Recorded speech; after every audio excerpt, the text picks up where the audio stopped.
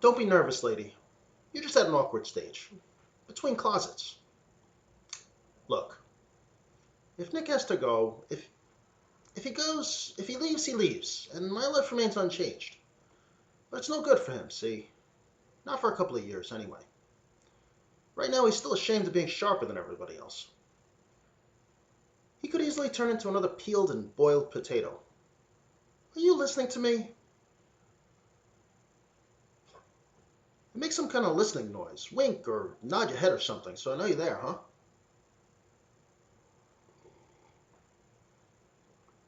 To tell you the truth, it's a little better for me that he goes. I mean, he's a middle-aged kid. When I signed with the network, he stayed up all night, working out the fringe benefits and the pension plan. And he started making lists this year. Lists of everything. Subway stops, underwear, what he's going to do next week. If somebody doesn't watch out, he'll start making lists of what he's going to do next year, in the next 10 years.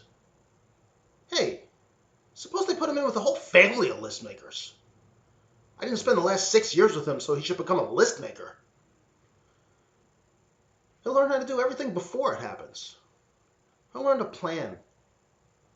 He'll learn how to be one of the nice dead people. Are you listening to me? Then stamp your feet or mutter so I know you're there, huh? I want him to know when he's chickening out on himself. I want him to get to know exactly the special thing he is, or else he won't notice it when it starts to go. I want him to know how to holler and put up an argument.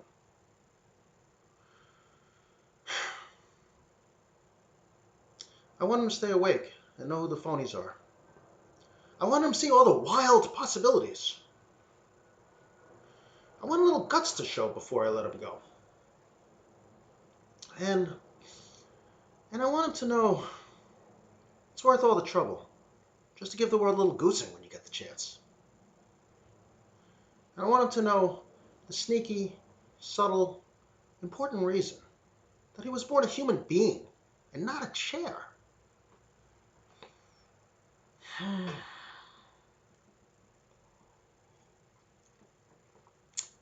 I will be very sorry to see him go. That kid was the best straight man I ever had. He was a laugher, and laughers are rare. I mean, you tell that kid something funny, not just any piece of corn, but something funny, and you get your money's worth. It wasn't just funny jokes that he reads or I tell him that he laughs at, not just set up funny stuff. He sees straight jokes. He has the good eye. He sees subway farce and crosstown bus humor and all the cartoons people make just by being alive. He has a good eye. And I don't want to see him leave until I'm certain he's never ashamed of that. And in addition to that, besides that, Sandy, I don't want him to go. I like having him around here. What should I do, Sandy? Help me out.